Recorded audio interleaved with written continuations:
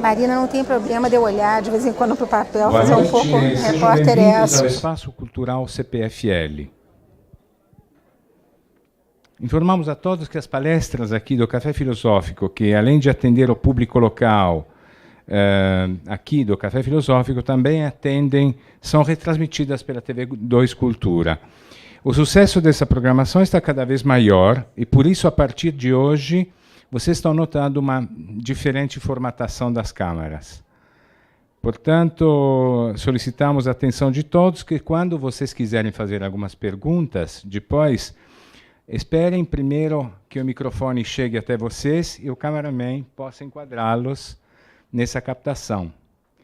Esse é o cuidado. E, a partir de hoje, nós estamos iniciando esse novo método, esse novo posicionamento das câmaras.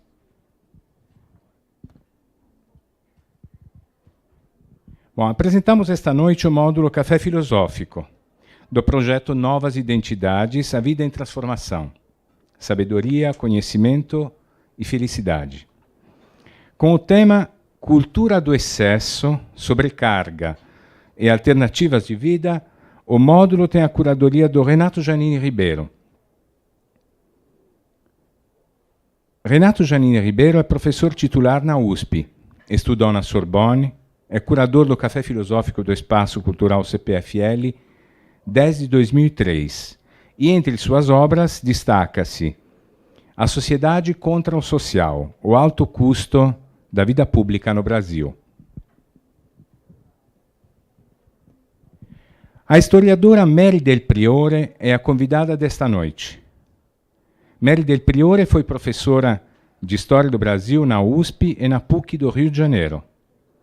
Autora de 18 livros, recebeu 2 vezes o Prêmio Casa Grande e Senzala da Fundação Joaquim Nabuco e ganhou um Prêmio Jabuti por obra de revelação em Ciências Sociais. Ela falará sobre o tema A Mesa Farta, a visão da historiadora. Milênios de fome acostumaram o homem a valorizar a comida. Contos populares como João e Maria mostram fascínio pelos alimentos gostosos. Mas, quando muita comida está disponível, engordamos. Como conviver com abundância? Então, vamos receber com aplauso Mary Del Priore. E tenha uma boa noite.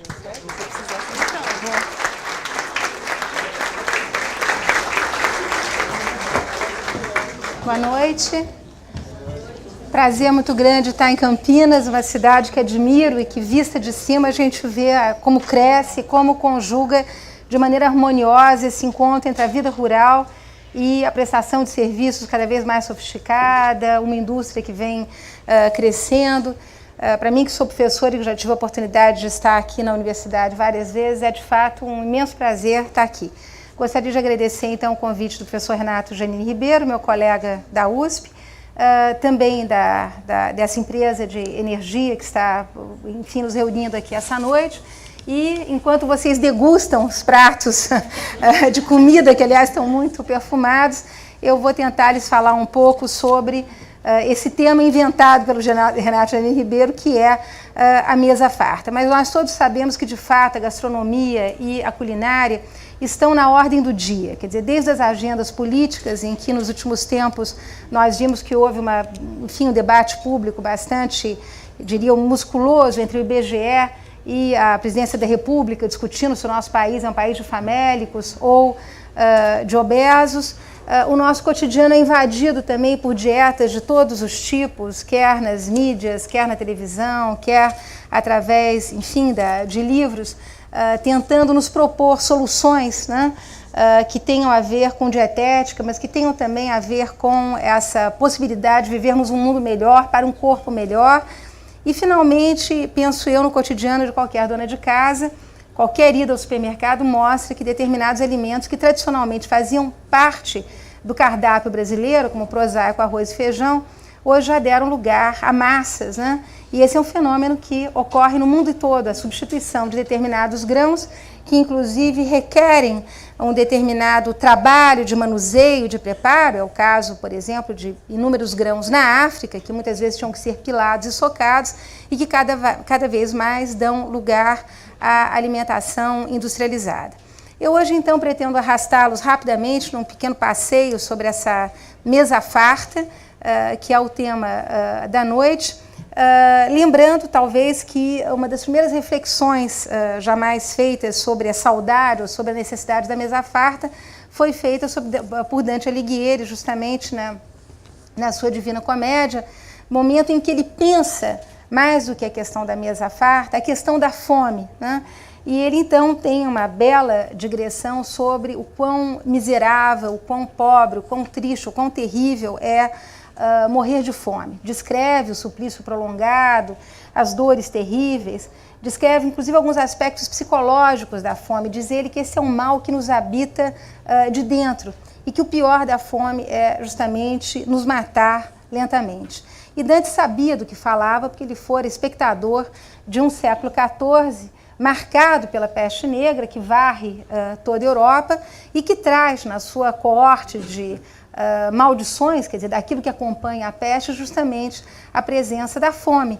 A morte de populações inteiras impediu, né, que as plantações fossem plantadas, que elas fossem colhidas, que elas fossem beneficiadas e, portanto, uma peste que traz fome e que marca toda a literatura europeia durante quase 300 anos, uma literatura que não cessou de manifestar, digamos, o seu choque e a sua tristeza em ver corpos de camponeses que volta e meia eram encontrados ao longo da estrada ou ao longo dos campos de borco, né, com a boca cheia de capim, porque a fome era tanta que essas pessoas comiam, não importa o que, para saciar essa dor da qual o Dante Alighieri tão bem nos fala.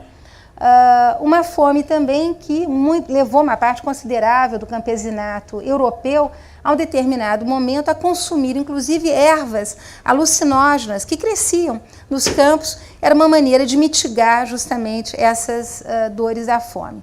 Gostaria de falar de fome antes de falar da mesa farta, lembrando que a fome muitas vezes mudou a história da humanidade.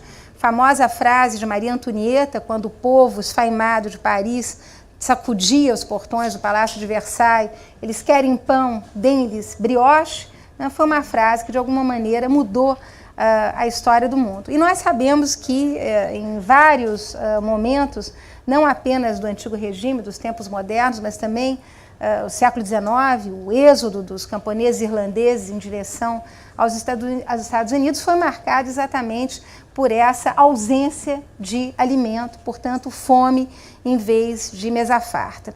Se nós tivéssemos que definir a alimentação, eu acho que talvez pudéssemos defini-la até dizendo que a alimentação é a luta contra a fome. E nós sabemos que essa luta nem sempre é vitoriosa do lado da humanidade, porque finalmente a produção de alimentos e também a sua disponibilização pela sociedade obedece a uma espécie de dinâmica milenar de desigualdades, né? Nós sabemos que há lugares onde a comida é abundante e lugares onde a comida falta.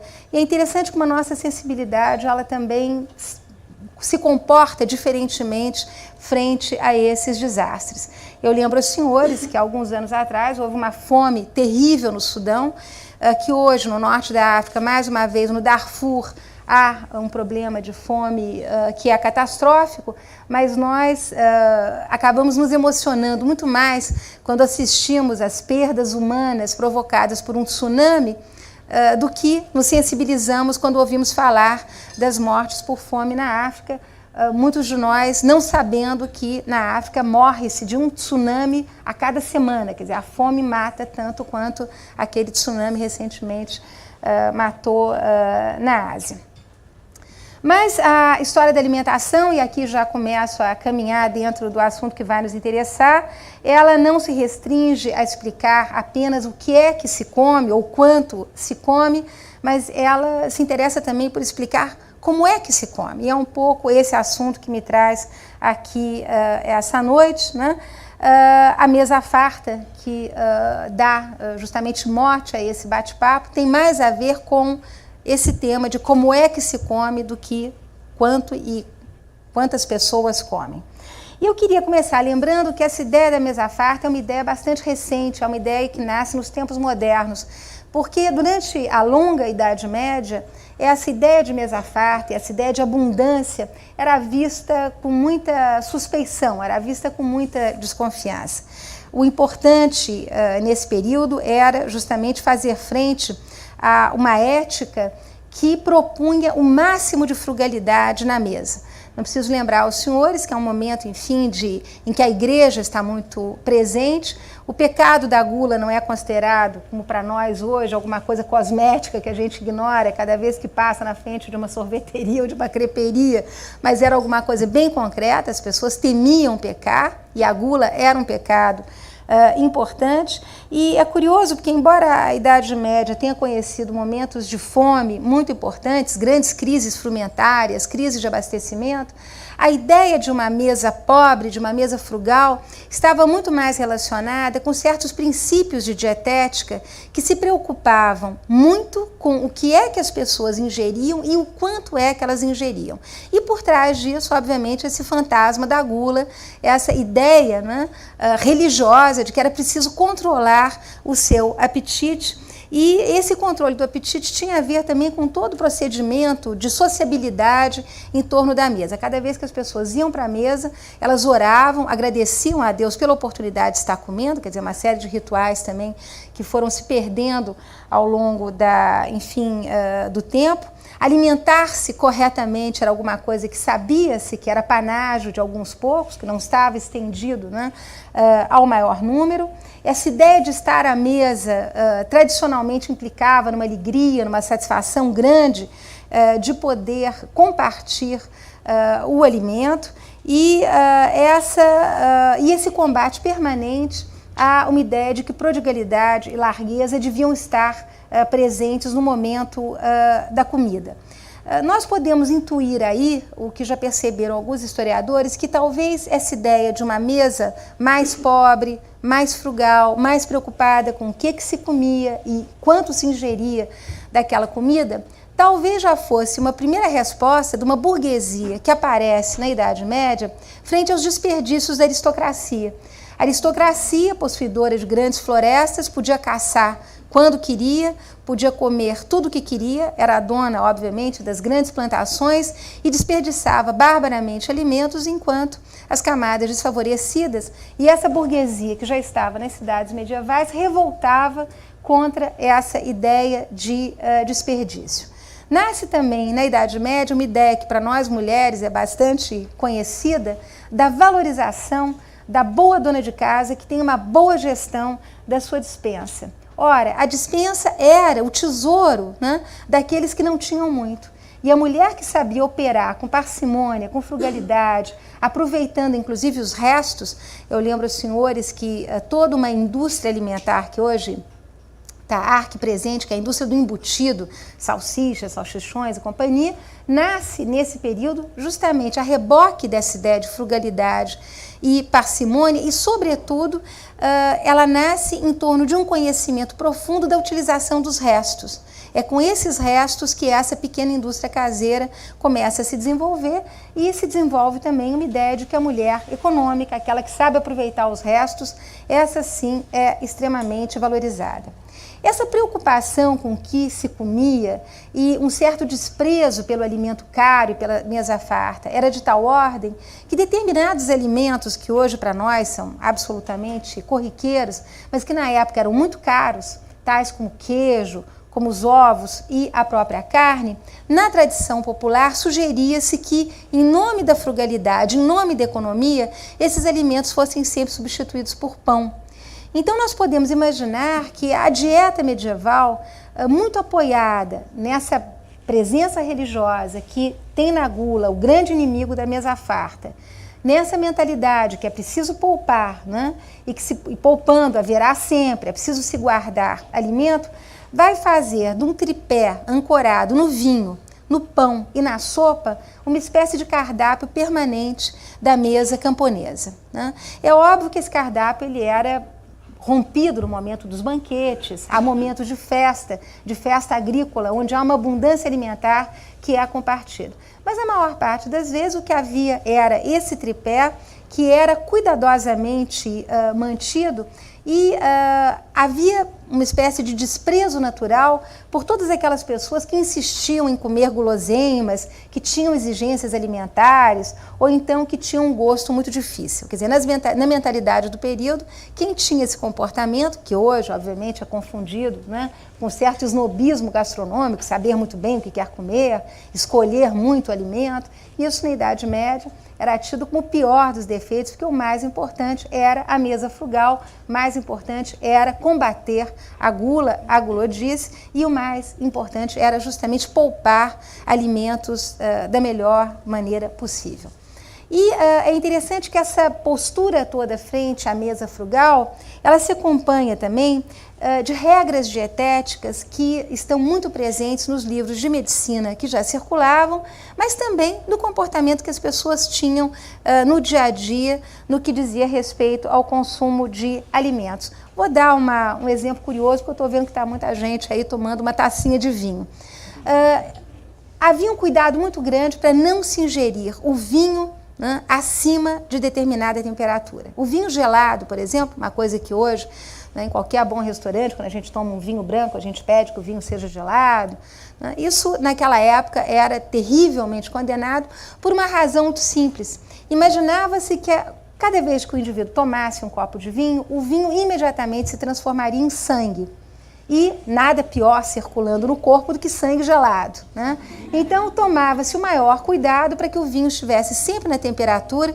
Não é à toa que os franceses insistem sempre no tal do vinho chambré, quer dizer que ele tem que ter um pouco a temperatura da câmara na qual ele vai ser aberto, porque isso tem a ver com essa tradição dietética que vem lá da Idade Média, todo um cuidado na ingestão de alimentos gelados ou de bebidas geladas, e os médicos simplesmente não se cansam, né, de admoestar as pessoas gulosas de coisas geladas, dizendo que tudo que se consumia muito frio causava acidentes, e aqui eu cito rapidamente um texto de 1574, acidentes estranhos ao corpo humano. Qualquer alimento gelado poderia engendrar cólicas, tremuras, convulsões terríveis, fraquezas súbitas e dissipar o calor natural do corpo, levando o indivíduo à morte. Então essas prescrições dietéticas, né, que nós hoje damos risada, achamos engraçado, naquela época eram realmente levadas à risca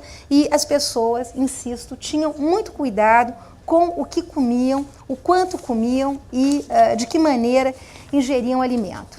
Já no início dos tempos modernos, gostaria de lembrar para vocês algumas características que são muito importantes e das quais nós somos debitários. Esses são os tempos das grandes navegações.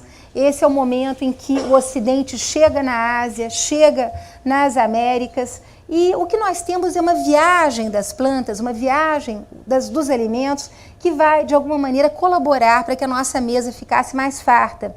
Eu lembro aos senhores que alimentos que nós consumimos hoje de forma prosaica, como se fossem nossos, como o milho, o tomate, a batata, o café, o chá, o chocolate, sobretudo o açúcar, são alimentos que vão viajar justamente no início dos tempos modernos e que vão tornar a mesa do europeu mais farta.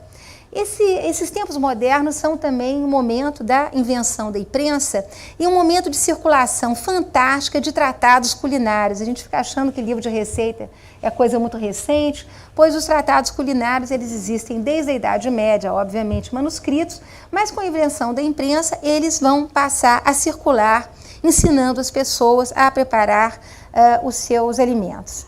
Há também alguns fenômenos sociais interessantes que têm lugar na Idade Moderna. A explosão das grandes cidades, sobretudo no início, quer dizer, da Idade Moderna, fim da Idade Média e, portanto, passado, né, todos aqueles desdobramentos que a peste negra havia trazido com ela, e dentre esses desdobramentos, uma mortalidade muito alta das populações, o que nós temos é um boom de cidades na Europa. um acúmulo de pessoas nessas cidades, uma migração do campo para a cidade. Então os camponeses deixam de plantar as suas rocinhas de subsistência e eles começam a produzir alimentos para o mercado urbano, né? Paralelamente a esse fenômeno, que é um fenômeno muito interessante, do fim daquelas rocinhas que davam hortaliças, que davam legumes, e agora um mercado que é cada vez mais exigente em relação à alimentação, existe um outro processo, esse bastante perverso, que a gente conhece semelhante aqui no Brasil, que é a ocupação de uma parte importante das terras cultiváveis pela aristocracia e, naquele tempo, pela igreja, que era a grande proprietária de terras. Com isso, os grandes proprietários expulsavam os pequenos produtores, os camponeses. Com isso, havia uma presença maciça de monocultura, quer dizer, plantava-se um único alimento, e com isso acontece um negócio impressionante. O camponês vindo para a cidade, se proletarizando, ele não tem mais condições de comer o que ele estava acostumado a comer. E os demógrafos historiadores vêm mostrando como no século XVII, por exemplo, os camponeses alemães, ingleses e franceses que tinham uma determinada altura, que tinham, enfim, eram homens fortes, altos, né, robustos, eles começam gradativamente a perder com essa ida para a cidade. Primeiro porque eles não têm mais a escolha que tinham nas suas hortinhas e nos seus pomares. Eles comem cada vez menos, eles comem cada vez pior, e o fato deles comerem sempre a mesma coisa vai acabar por transformar aquele camponês forte num indivíduo frágil, né, proletarizado, e é esse indivíduo que acaba indo para as grandes cidades. Na época moderna surge também uma questão muito interessante, que é o Estado começando a se responsabilizar pela distribuição de alimentos. E essa distribuição de alimentos, quando não era bem feita, quando faltava pão, como foi o caso da Revolução Francesa, o que acontecia era uma rebelião, era uma revolta, era um problema social. Então, imaginando, né, que essas coisas todas estão acontecendo na Europa nesse momento, é interessante a gente saber que, gradativamente, por conta dessas transformações, o cardápio no cotidiano das pessoas também vai começar a mudar. Havia uma tradição medieval que perdura no Renascimento, que era da ingestão de frutas antes da refeição principal. Acreditava-se, por exemplo, que você ingerindo frutas adstringentes, né, você poderia comer quanta gordura você quisesse, que você tendo comido aquela frutinha antes, as gorduras iam ser eliminadas. Não preciso lembrar vocês que até hoje tem muito regime que recomenda a gente comer toneladas de abacaxi, imaginando que vai emagrecer comendo abacaxi. É exatamente essa concepção dietética que vem da Idade Média e que, nesse momento, começa a ser alterado. Um exemplo interessante de como se acreditava que as frutas podiam modificar a situação do alimento dentro da barriga da gente é um hábito que é muito tradicional italiano de comer melão com prosciutto, né? O presunto de Parma, que a gente come sempre com melão. A ideia é de que o melão evitaria o apodrecimento da carne dentro do estômago. Então as pessoas ingeriam quilos de melão com quilos de carne, daí o nascimento dessa coisa harmoniosa do melão com presunto, numa tentativa justamente de fazer frente a essa tradição dietética. Ora, com as viagens ultramarinas e com o plantio de açúcar na América, a Europa vai começar a misturar o açúcar na fruta. E essas frutas que eram ingeridas sempre antes da refeição para preparar o estômago do indivíduo para comer tudo o que ele quisesse, essas frutas migram do início da refeição para o final da refeição.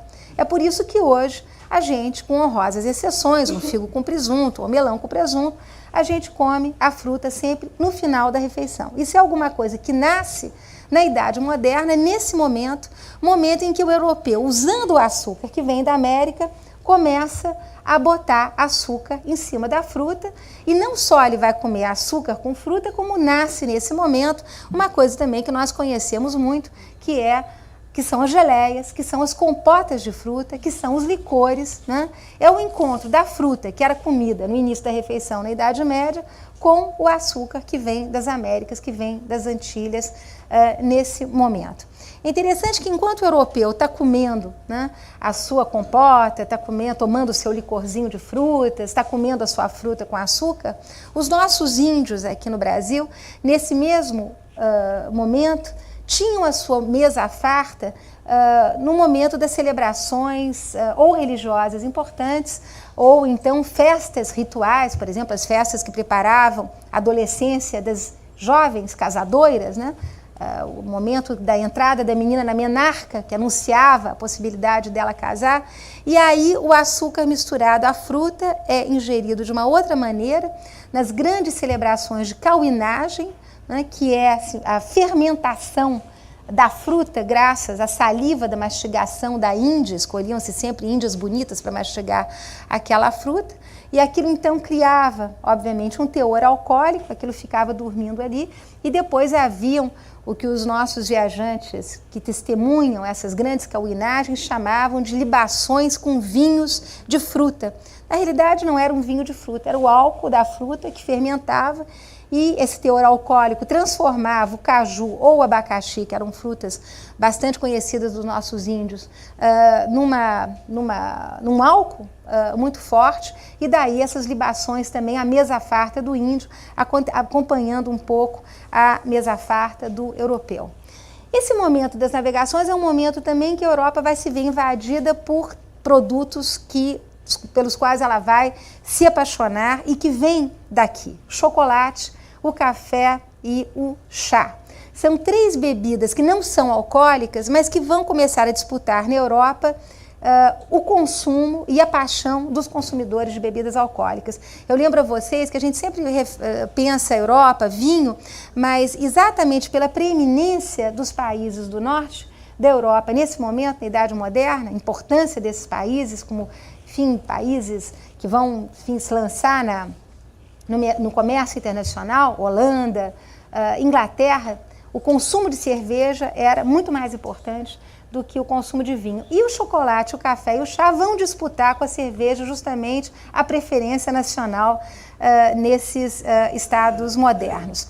Como vocês bem sabem, o chocolate ele é encontrado pelos espanhóis entre os astecas. Quando Cortés chega ao México, ele vai descobrir essa bebida, que era uma bebida que era simultaneamente um alimento, mas que tinha também um cunho religioso muito importante. Era tido por medicamento e por afrodisíaco.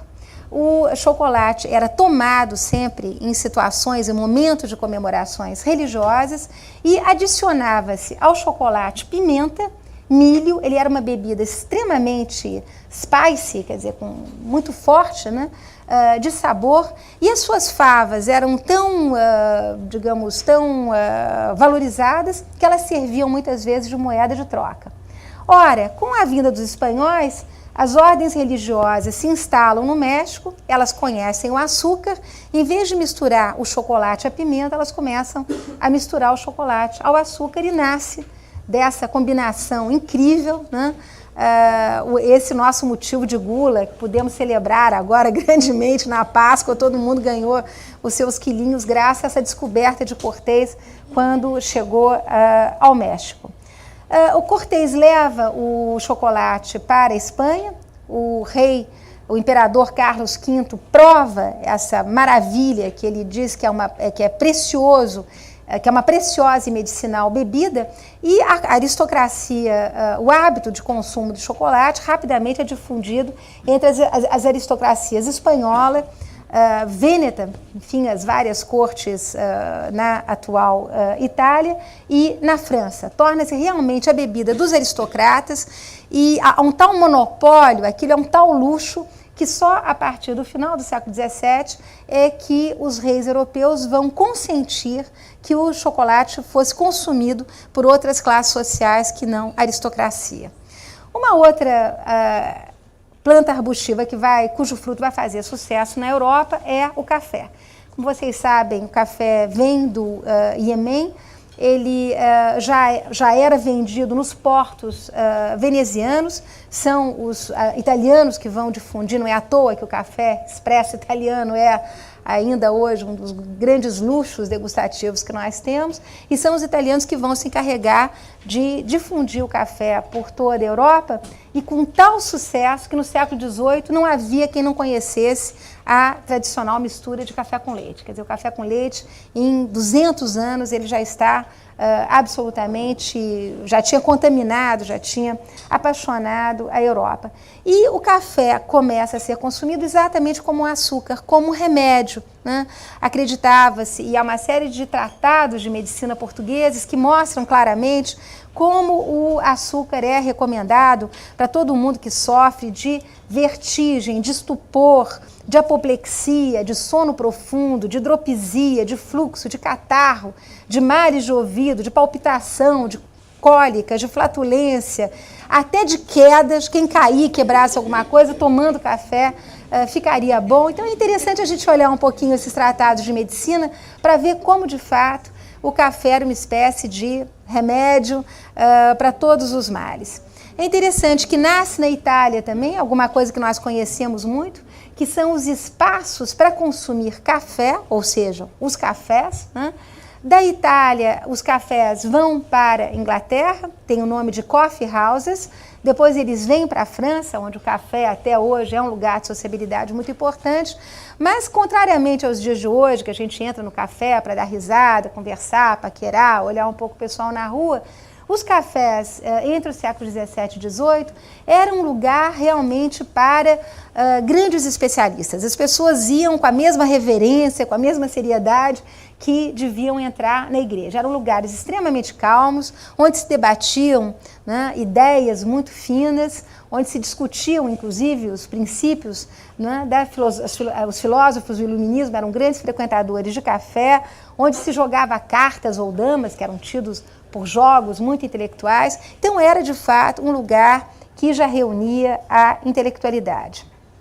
O consumo do café, gente, explode no século XIX e por uma razão muito interessante que nada tem a ver nem com esse café remédio e nem com o prazer, a satisfação de tomar café batendo um bom bate-papo em torno de ideias. Mas o café torna-se uma bebida que, sobretudo nos países que já estão se industrializando, é uma bebida que vai se opor ao álcool, né? Enquanto o álcool deixava o trabalhador completamente fora de qualquer possibilidade de trabalhar, o café vai combater o álcool e vai ser a bebida por excelência, né, que os empresários gostam de administrar para os seus trabalhadores, na medida em que vai manter o empregado não bêbado, porém sóbrio, né, porém ali bem atento diante da sua máquina de trabalho. E é interessante que a mesma coisa se processa com o chá, trazido pela Companhia das Índias, pelos ingleses, obviamente, dos países asiáticos, e que vai se tornar a bebida cotidiana dos ingleses em todas as classes sociais. Inicialmente, ele é tido por um excelente remédio para os males de estômago, mas rapidamente misturado ao açúcar, ao nosso açúcar das Américas, das Antilhas e da nossa América portuguesa, ele vai se transformar num excelente desintoxicante contra o uso do gin e o uso da cerveja.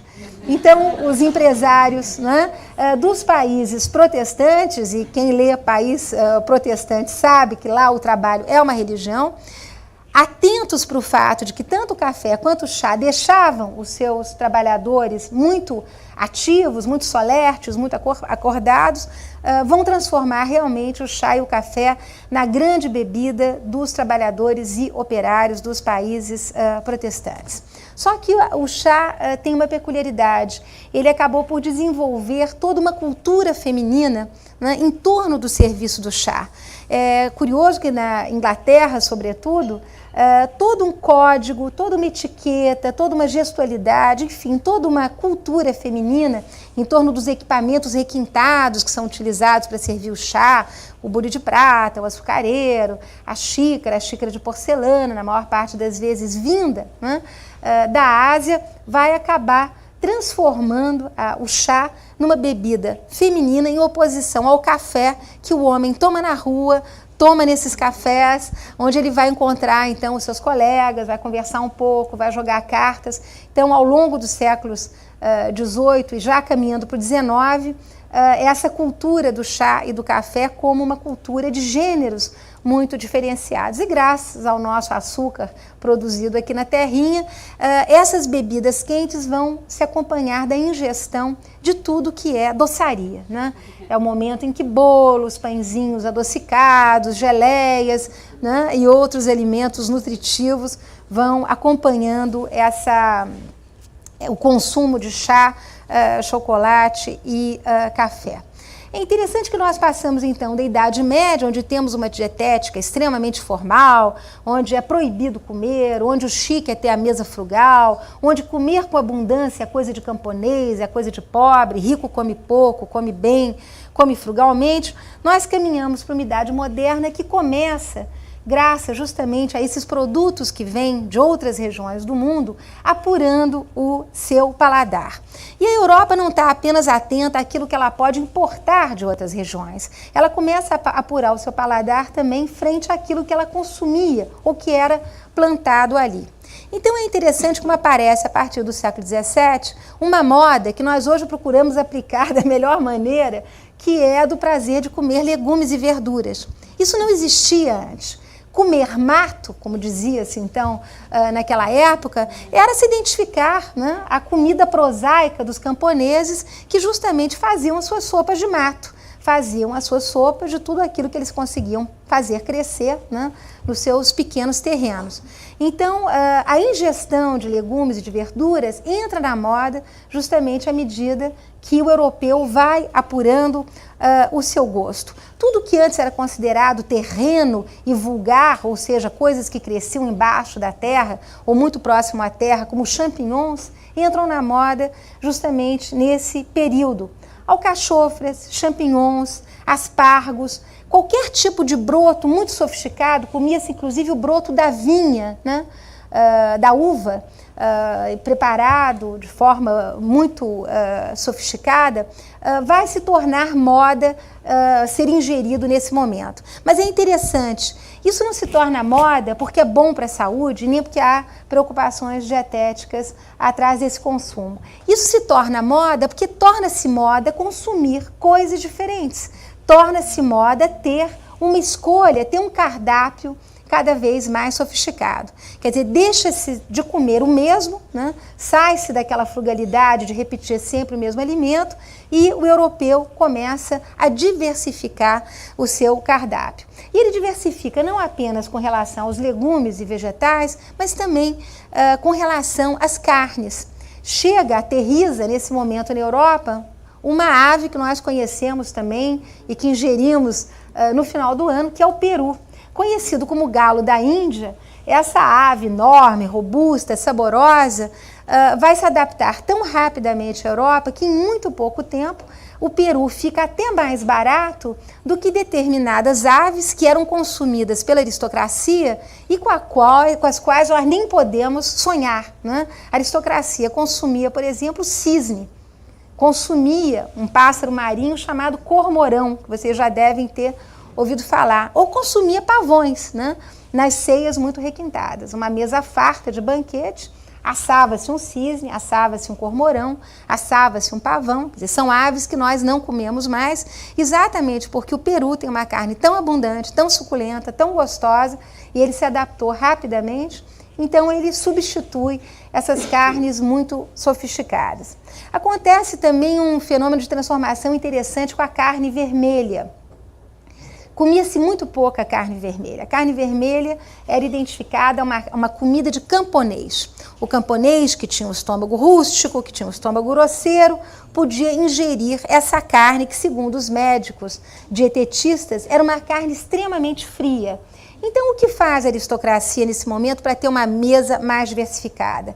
Ela começa a preparar as suas carnes. Vem daí todo esse hábito que nós temos até hoje de cozer lentamente as carnes, de deixá-las muitas vezes temperadas com temperos, com especiarias, perfumadas. Vem daí o hábito de cozer a carne no vinho. todo o preparo que tirasse a carne vermelha dessa tradição camponesa de comê-la de forma robusta, que nós comemos hoje nas nossas churrascarias, é quebrado nesse momento porque introduz-se na aristocracia o hábito de preparar as carnes com molhos cada vez mais sofisticados, cada vez mais condimentados, justamente para romper, né, com o hábito popular de ingerir a carne, enfim, sem nenhuma preparação. E para as camadas desfavorecidas, para as camadas mais pobres, dá-se de comer uma carne que, de fato, eles vão identificar com esse estômago mais rústico do camponês, que é a carne de porco, que passa a ser ingerida, então, com toda a sorte de grãos. Né? Nesse momento, importa-se da Itália vários tipos de feijões, a carne de porco vai ser ingerida com a lentilha, com o trigo, e a gente não precisa fazer muito esforço para rapidamente identificar na cozinha brasileira, já misturada, as receitas dos nossos imigrantes, muita receita de porco com grãos ou com lentilhas, que é tipicamente desse período moderno. É nesse período também que vão aparecer as salas de jantar, uma coisa que não existia nas casas anteriormente, e que vai haver toda uma valorização da louça, da porcelana para comer. Introduz-se para o uso diário o prato raso, que antigamente não existia. Eu lembro a vocês que até os finais da Idade Média, o que havia era uma grande terrina que passava de boca em boca, ou então todo mundo metendo a mesma colher numa grande terrina e dividindo ali os pedaços de carne. Quando o homem do lado não sacava a sua faca e cortava o pedaço de carne que lhe aprovesse do assado que era colocado no centro da mesa. Então, junto com essa apuração do gosto, a gente vai vendo que também os objetos que dizem respeito ao comer, eles vão se transformando. Aparece o prato raso, aparece o garfo de 3 dentes, as facas diminuem, não é mais aquela faca enorme que o indivíduo usa para espetar a barriga do inimigo e também para cortar a carne na mesa. Tudo isso vai se apurando e a cozinha, para além do prato requintado, começa a receber também todos esses objetos que vão fazer parte do comer bem. A sala de jantar, então, nasce nesse momento, e é interessante que os primeiros dicionários começam a empregar a palavra bom gosto, não mais referido às artes plásticas, né, das quais se falava correntemente. Ter gosto significava saber escolher um bonito quadro, ou saber escolher, enfim, um bonito detalhe arquitetônico, e ter gosto agora significa também saber comer. Então é interessante como a palavra gosto aparece nos dicionários agora, século XVII e XVIII, não mais referidas às belas artes, mas referidas a isso que os franceses vão chamar de artes da boca, les arts de la bouche, quer dizer, você tem que saber realmente, você tem que ser um artista da boca para ter o bom gosto, saber escolher o bom alimento, né? Saber fazer a diferença do legume fresco para o legume passado, do peixe fresco. Quer dizer, uma série de gestos que fazem parte do nosso cotidiano hoje nascem nesse período justamente com esse aprimoramento do gosto. E nasce nesse momento também, enfim, um espaço que para nós está bastante presente, que é a ideia do restaurante. Não que as pessoas na Idade Média não pudessem parar nas tabernas, consumir alimentos, mas a ideia do restaurante, tal como nós o conhecemos hoje, realmente é alguma coisa que surge na Idade Moderna. O que havia antigamente é que você podia se instalar numa taberna, você estava de viagem, quer dizer, você ou parava na casa de alguém que te dava um prato de comida, da comida que estava sendo consumida naquela casa, ou você se hospedava numa taverna e encomendava em algum lugar uma comida que você comeria lá escondidinho no seu quarto. Mas esse hábito de sociabilidade, enfim, de participar do que está acontecendo na mesa ao lado, de ter um cardápio, nasce precisamente em Paris, graças a um indivíduo chamado Monsieur Boulanger, é o nome dele, né, que vai abrir perto do Palácio do Louvre, que era então uma área de muita circulação, um lugar aonde ele servia uma coisa chamada Le Bouillon Restaurant, ou que seja caldos restauradores, né? A palavra restaurant em francês vem daí, de restaurar, e o Monsieur Boulanger serviu seu sopão, em bom português, né? Nos seus bouillon restaurant, nesse lugar, nessa loja que ele tinha, muito perto do Louvre. E o lema dele, quer dizer, o slogan dele era: vinde a mim os trabalhadores que eu vos alimentarei, né? Emprestando a Bíblia, vinde a mim as criancinhas, vinde a mim os trabalhadores que eu vos alimentarei. E nascem assim os restaurantes franceses, que depois vão diversificar o seu cardápio e que vão entrar numa luta terrível, né? Com com corporações que existiam desde o período medieval e que nesse momento começam a desaparecer, que são as corporações dos assadores de carne, que são as corporações daqueles que faziam pão, os padeiros, ou daqueles que grelhavam os alimentos. Quer dizer, isso tudo estava dividido, foi dividido até o aparecimento do restaurante, em corporações que eram contratadas. A palavra traiteur, né, quem conhece essa palavra sabe, muitas vezes a gente contrata um traiteur para cuidar da comida de um determinado evento. Essa palavra traiteur designava, na Idade Moderna, essas corporações que vinham prestar serviço. E o restaurante acaba com a corporação e bota tudo na sua cozinha, o cara que grelha, o cara que assa, o cara que faz o pão, e oferece uma refeição completa. Isso nasce também no século XVIII. Do século XVIII, vamos para o século XIX, momento também em que uma série de modificações se fazem. Eu lembro a vocês que é o momento, enfim, em que a Revolução Industrial está, né, no seu auge, e essa Revolução Industrial ela vai atingir também a alimentação. É o momento de desenvolvimento de uma indústria alimentar. Criam-se no século XIX as várias usinas de óleos vegetais, usinas de açúcar que passa a ser vendido em tabletinhos ou em sacos, usinas de vinagres, quer dizer, produtos que eram tradicionalmente preparados em casa, as conservas que eram feitas à base de vinagre, de açúcar e de sal, tudo isso se transfere para essas indústrias. Acontece também um fenômeno interessante que diz respeito a uma parte aqui importante dos ouvintes hoje, que é a entrada das mulheres no mercado de trabalho. Não que as mulheres não trabalhassem, elas trabalham, né, desde que o mundo é mundo, mas elas trabalhavam em casa, em pequenas indústrias caseiras, em trabalhos artesanais, que permitiam à mulher conjugar o seu trabalho de dona de casa e, portanto, de cozinheira com o seu trabalho com o qual ela ganhava a vida. Com o aparecimento da usina, com o aparecimento da indústria, o trabalho feminino migra para a indústria e o papel da dona de casa vai ficando cada vez mais reduzido. Então, a mulher que se consagrava a preparar uma comida em casa, essa mulher vai desaparecendo, o tempo dela vai ficando cada vez menor e isso vai certamente influenciar os hábitos alimentares, tanto das camadas subalternas, né, como há também, do ponto de vista, digamos, do simbolismo da preparação do alimento, uma degradação do papel da dona de casa. A mulher que está em casa preparando comida, essa não vale nada. Quem vale é quem está trazendo dinheiro para casa. Então, há uma degradação nesse momento, no século XIX também, do papel da dona de casa.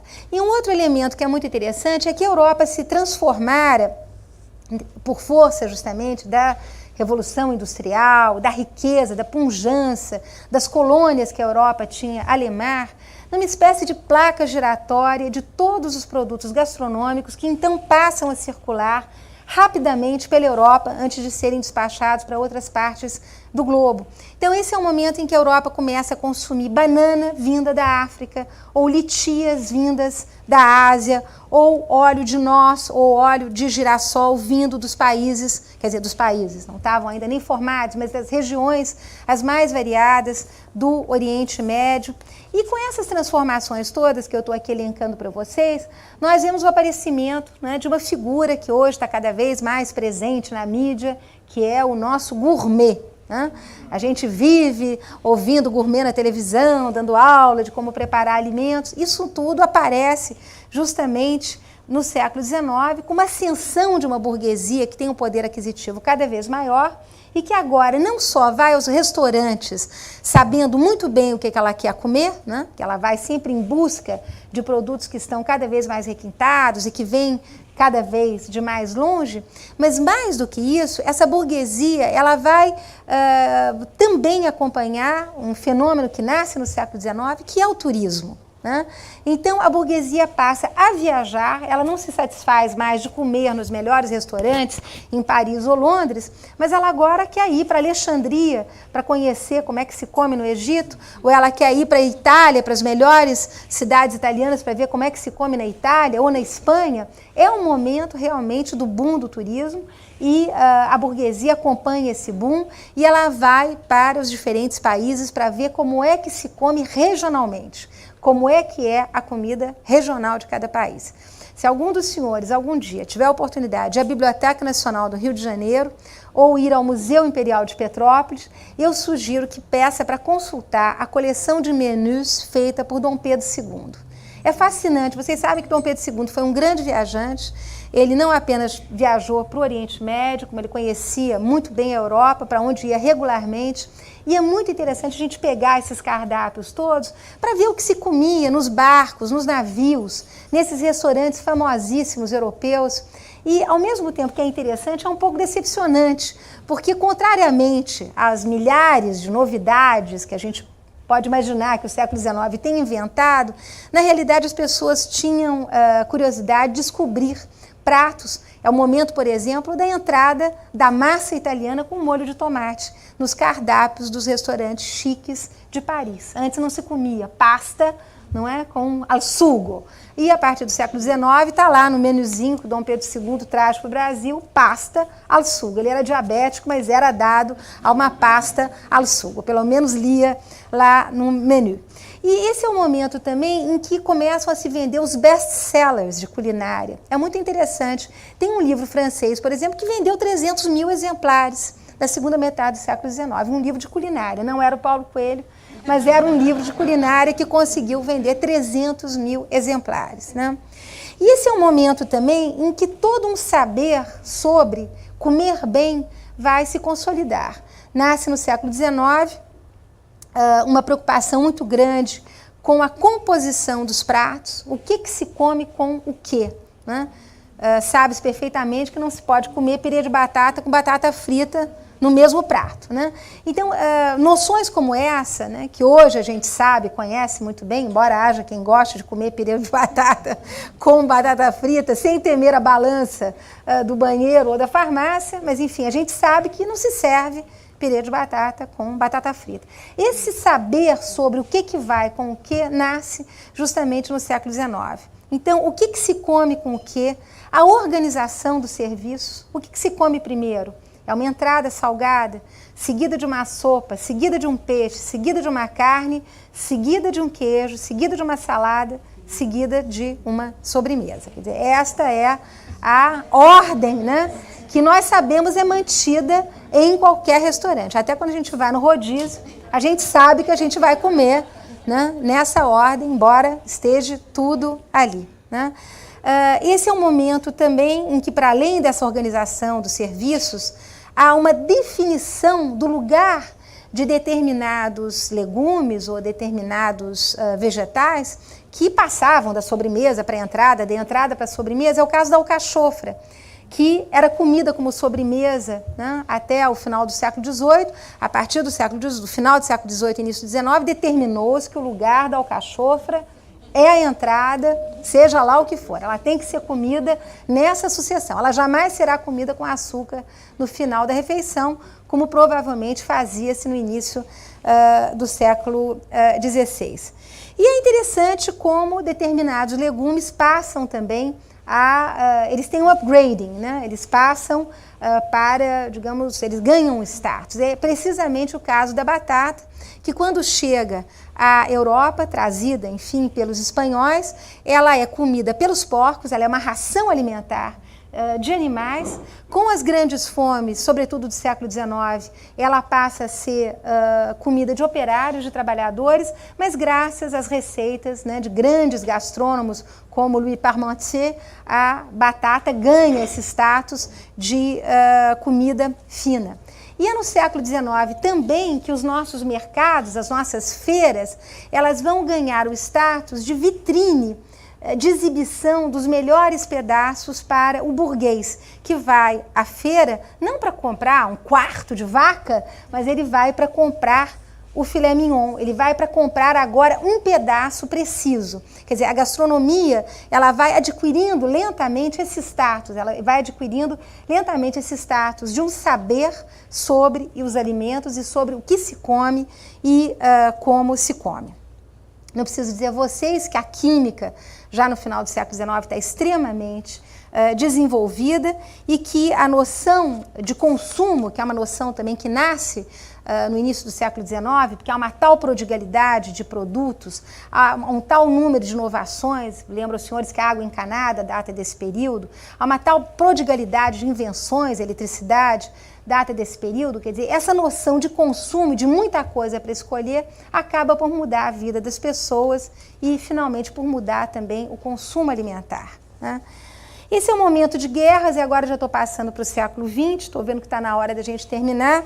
As guerras são fatores, nós bem sabemos, de carências, de fomes. Não preciso lembrar que durante o Império Napoleônico, a Europa rompe com a América do Sul, com o Brasil e com as Antilhas. Então, na falta de açúcar branco, inventa-se, quer dizer, redescobre-se o açúcar de beterraba.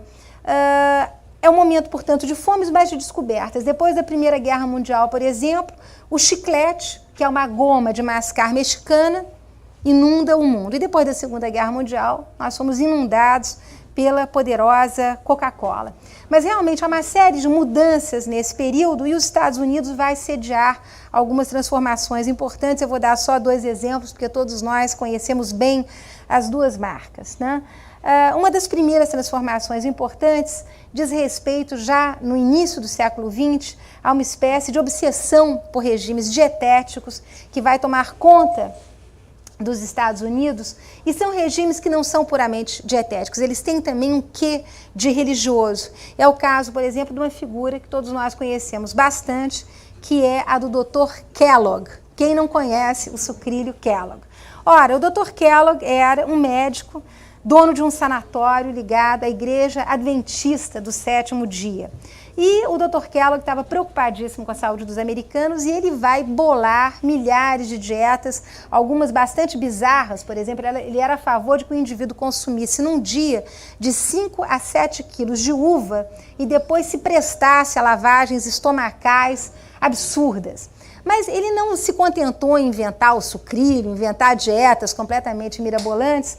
O Dr. Kellogg se lançou numa batalha enorme contra toda a atividade sexual, contra a masturbação, que ele achava que era alguma coisa que dava doenças seríssimas, que depois tinham que ser tratadas no sanatório dele, e, finalmente, em favor da castidade, né? Quer dizer, consumir o sucrilho, ser casto, não se masturbar, era o segredo da saúde do Dr. Kellogg. Pouco mais tarde, só para mostrar que os Estados Unidos são criativos nessa parte toda, enfim, de alimentação, em 1937, os irmãos McDonald vão abrir um drive-in na cidade de Arcádia, na Califórnia, depois na cidade de São Bernardino, e nasce precisamente em 1937 essa noção de fast food que nós hoje tão bem conhecemos. É bom deixar bem claro que não nasce com os irmãos McDonald a invenção do hambúrguer. O hambúrguer nasce na cidade de Hamburgo, na Alemanha, e ele nada mais é do que o steak tartare, aquela carne crua, que os alemães vão cozinhar, dando origem ao hambúrguer. Mas o hambúrguer migra para os Estados Unidos em 1904, numa feira mundial. Vocês lembram que no final do século, início do século, sempre teve aquelas feiras mundiais, e aí o hambúrguer chega nos Estados Unidos.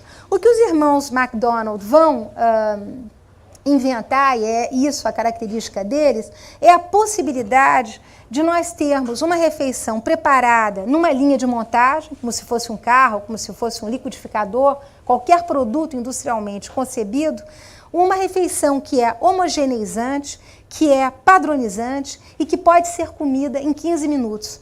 Há relatos de historiadores extraídos de documentos do período mostrando que os americanos ficavam em filas, quer dizer, na frente havia uma espécie de grande mesa de bar, todo mundo sentado, a refeição era preparada e servida em 15 minutos, o indivíduo acabava, o cara que estava atrás sentava. O cara comia, o cara que estava atrás sentado. Quer dizer, é realmente isso, né, que é o nascimento daquilo que alguns historiadores chamam de gastroanomia, quer dizer, o caos total na gastronomia. Então, eu termino aqui, porque eu acho que o nosso tempo está chegando ao fim. Eu gostaria também que vocês fizessem algumas questões, lembrando a vocês que a alimentação, tal como a respiração e a ingestão da água, é uma das necessidades mais básicas, né, do ser humano, mas nem só de pão vive o homem. Então, a alimentação, além de ser uma necessidade biológica, ela envolve todo um sistema simbólico, que é social, que é sexual, que é religioso, que é ético, que essa metáfora, né, da alimentação, ela está muito presente na vida da gente. A gente, quando fala de sexo, fala muito, né, em comer alguém, em lua de mel, em doçura de amor, mas a gente fala também em degustar um bom livro, em saborear uma boa leitura, em digerir, né, um bom texto.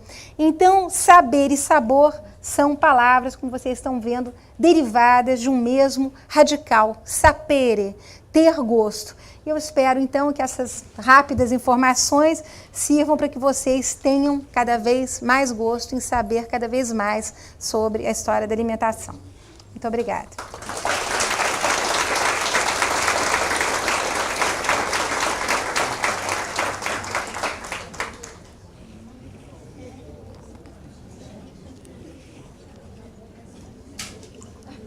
Alguém gostaria de fazer alguma pergunta?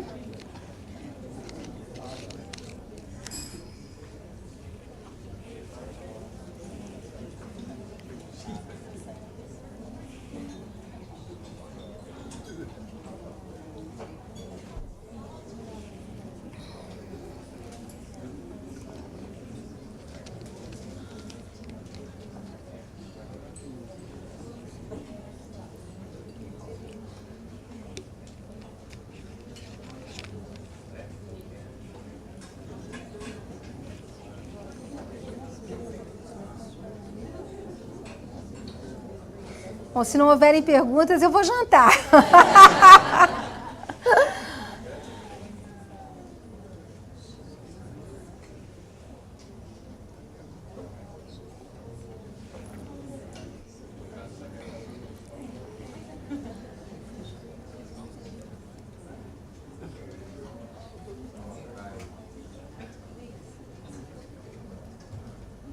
Não tem ninguém que gostaria de fazer alguma pergunta?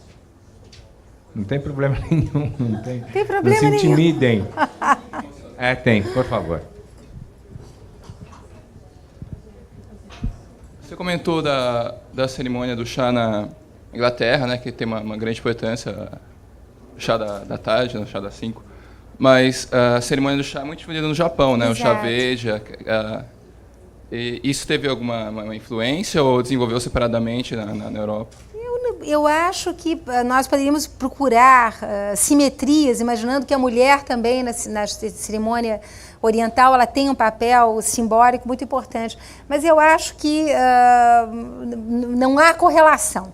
Quer dizer, eu acho que realmente o chá na Inglaterra ele tornou-se uma bebida de grande consumo, mas que caiu no gosto das mulheres, que puderam também desenvolver essa cultura do chá na sua privacidade. Mas eu acho que não há nenhuma relação direta, são simetrias, né? Podemos fazer uma analogia, mas eu acho que não há relação direta.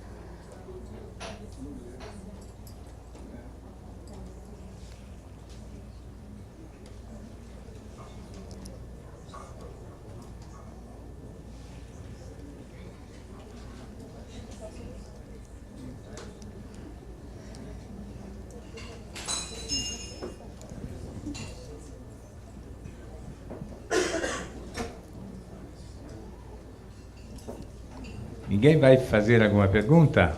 Ninguém interessado em conhecer um pouco mais sobre a mesa farta? Afinal, eu gostaria de perguntar uma coisa para a palestrante, para a historiadora. Justamente agora que nós temos mais possibilidades de comer, que nós temos menos necessidade, né? Que nós temos uma vida mais sedentária. Esse é um paradoxo, né, da história. Eu gostaria de saber, a senhora imagina uma comida para o terceiro milênio? Eu espero que a comida do terceiro milênio seja também espiritual, né? Porque eu acho que, quer dizer, é preciso valorizar também os outros aspectos da comida. Eu acho que essa comida industrializada, tal como nós hoje estamos consumindo comida, alimentos congelados, supermercados que selecionam os produtos independente da sua proveniência. Quer dizer, acabou aquele tomate tão bonito que a gente podia escolher, porque o tomate hoje ele é comprado no Chile, na Espanha, onde estiver dando tomate. Quer dizer, não há mais respeito nem pelas estações do ano. Eu acho que o grande perigo é o simbolismo da comida estar desaparecendo com essa comida industrializada.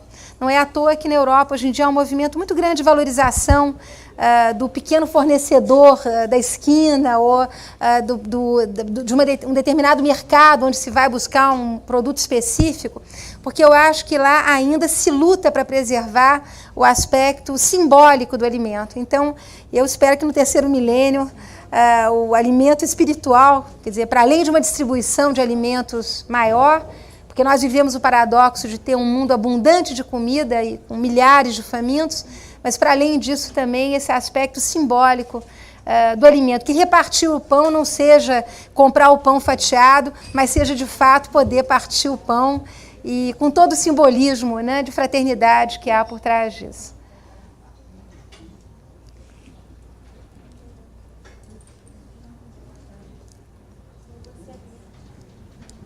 Você falou do simbolismo do alimento, né? E com essa vida corrida que a gente leva, queria que você falasse um pouquinho do simbolismo de fazer o alimento, né? Dessa alquimia de transformar o alimento numa refeição, numa comida que a gente quase não tem mais tempo, né, de fato, fazer.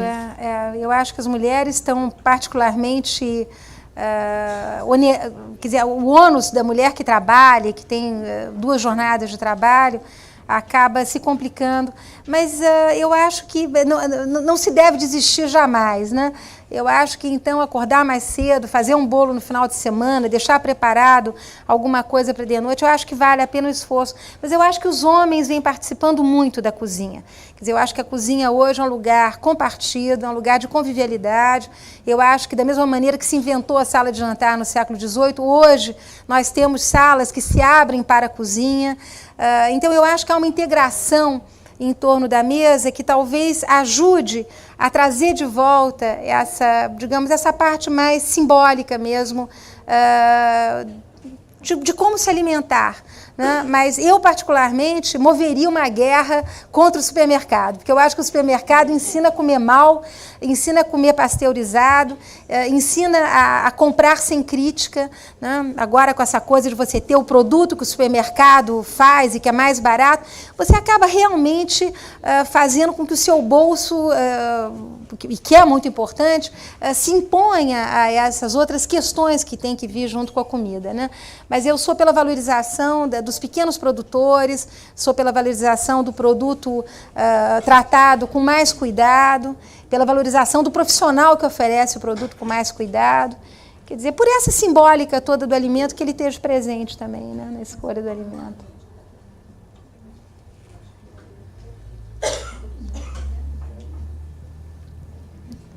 Boa noite. Por favor, a senhora poderia falar alguma coisa sobre o movimento Slow Food, aquele que valoriza as preparações artesanais, se ele tem uma tendência, ainda ele é bem elitista, mas se ele teria uma tendência a ficar um pouco menos elitista, se disseminar um pouco mais? Olha, eu acho que o Slow Food ele nasce na rabeira de uma tradição alimentar que existe na Europa, mas que, obviamente, países pobres como o nosso ainda não se permitiu ter.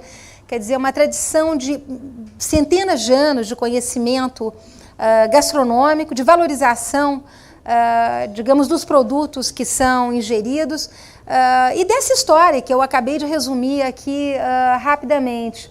Mas eu acredito que a mídia no Brasil vem, de alguma maneira, prestando um serviço no sentido de orientar, de chamar atenção, né, para a característica desse movimento, que eu não sei se todos sabem do que se trata, mas é justamente, são restaurantes onde as pessoas podem comer tranquilamente, escolher com calma, mastigar, saborear a comida, transformar isso numa grande festa, enfim, de convivialidade, que é o papel de todo e qualquer restaurante. Quer dizer, essa é a barreira que a Europa está tentando mais ou menos impor aos Estados Unidos na exportação de enlatados e congêneres, né?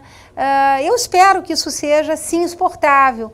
E eu acho que encontros como esse, que nos permitem falar um pouco da história da alimentação e os esforços que vêm sendo feitos na própria universidade para estudar mais a alimentação brasileira, porque os grandes clássicos da alimentação, da história da alimentação do Brasil foram escritos por um antropólogo e um sociólogo, Câmara Cascudo e o Gilberto Freire. Agora, né, nós estamos começando a fazer estudos sobre história da alimentação, o Henrique Carneiro, na USP, já tem publicações sobre isso, então eu acho também que a gente se inteirando um pouco mais da história da alimentação no Brasil, nós passaremos a valorizar melhor, né, de forma mais consciente, a nossa alimentação. Boa noite. Eu queria saber mais sobre a cultura do vegetariano. Tanto que você cogitou que era bom gosto na arte das antigas, como dizer assim, tanto como Leonardo da Vinci foi vegetariano. Eu queria saber quando surgiu o movimento, se foi por causa de escassez de carne, ou por causa de necessidade do vegetariano. Dizer com todas as palavras, não sei. Eu não sei quando é que surgem, quer dizer, quando é que o vegetarianismo torna-se uma tendência. Nós sabemos que desde a Idade Média há uma enorme preocupação com uma dietética que vai pensar o lugar da fruta, que vai pensar o lugar dos vegetais, mas imaginar, quer dizer, um fenômeno como é hoje a comida vegetariana, te confesso, não saberia te responder, desculpe. Tá bom, a gente não sabe tudo. Tá bom, obrigado.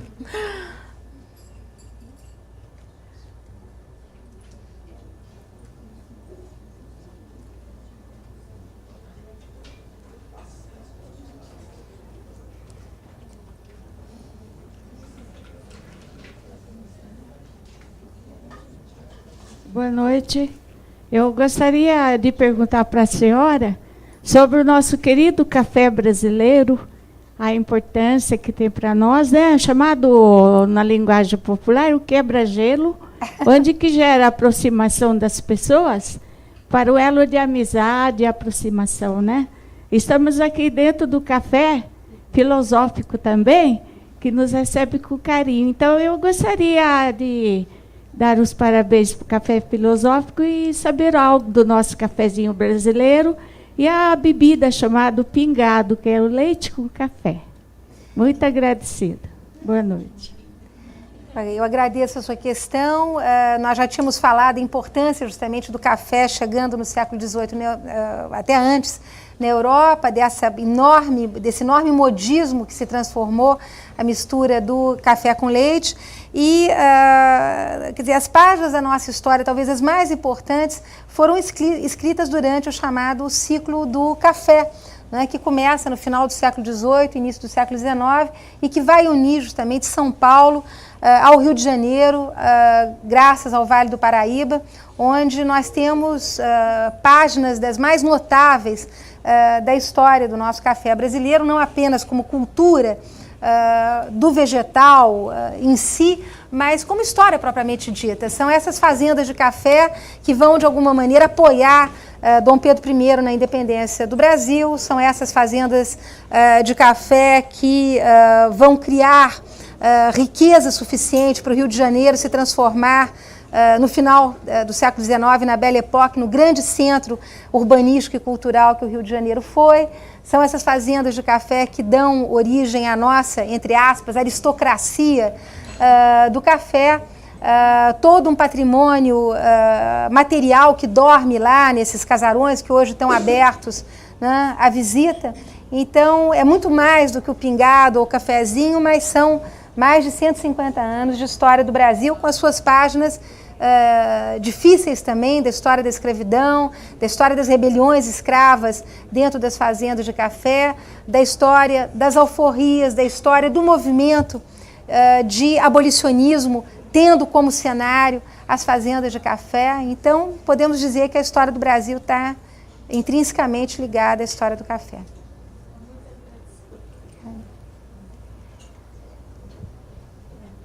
Boa noite. Boa noite.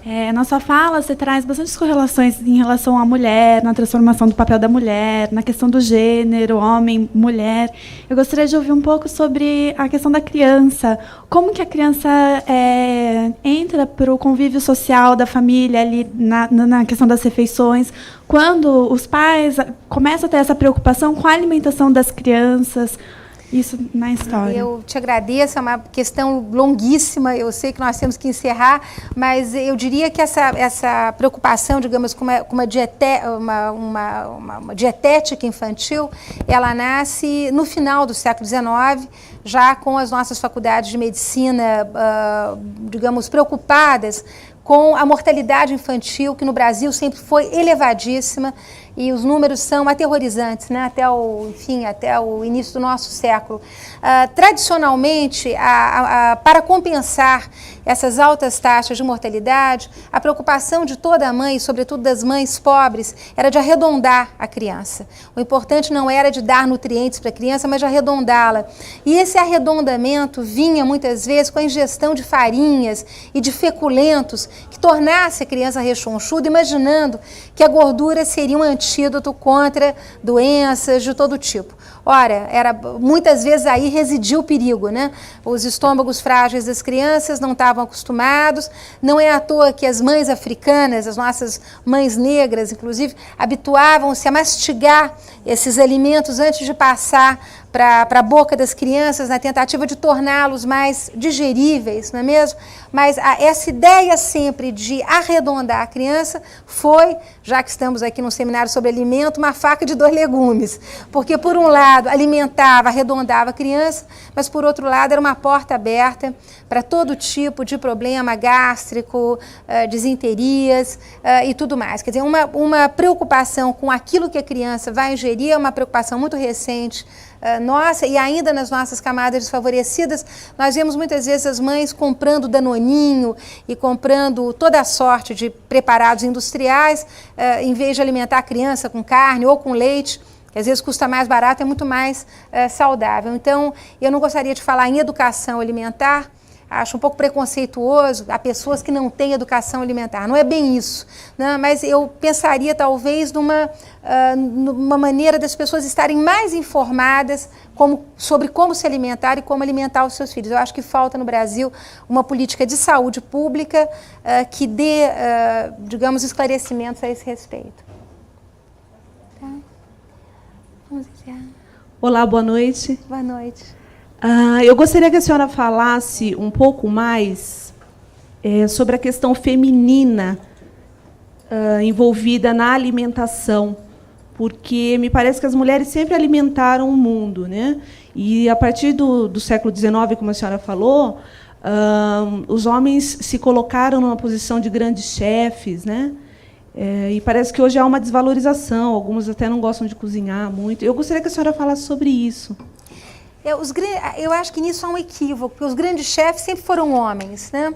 Os grandes gastrônomos, se você pegar, por exemplo, todas as fontes documentais, os livros de receitas publicados, enfim, na Idade Moderna, século XVIII, os grandes cozinheiros sempre foram homens. E não apenas na cultura ocidental. Na África, os grandes cozinheiros são homens. A cozinha não é exatamente um lugar de mulher.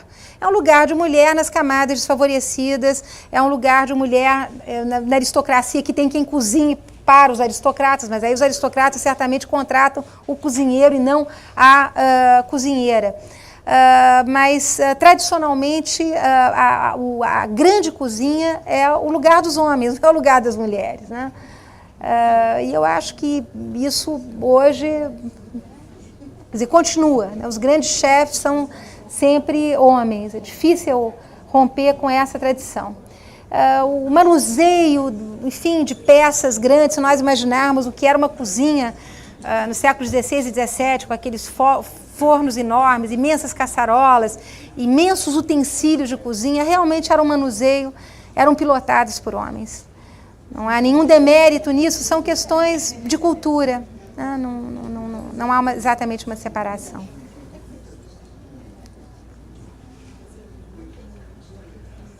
Eu estou com fome. Muito bem. Vocês já comeram. Em nome de todos, de agradecer a historiadora Mary del Priore por esse brilhantismo que ela apresentou com a gente e refletindo também numa frase de Aristóteles que dizia que nós somos o que nós comemos.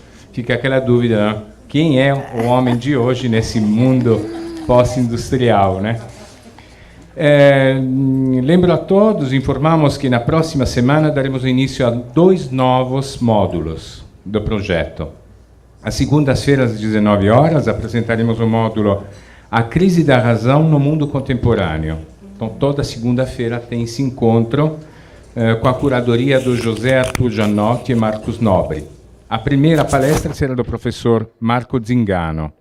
E às quintas-feiras haverá palestras do módulo Fronteira da Ciência no século XXI, também às 19 horas. O curador é Carlos Henrique de Brito Cruz e o primeiro convidado será o professor Oswaldo Alves. Então, aguardamos todos para estas próximas semanas, a partir de segunda e quinta. Então, teremos uma semana de segunda a segunda. Portanto, eu gostaria de encerrar com um belíssimo aplauso para a historiadora Mary del Priore.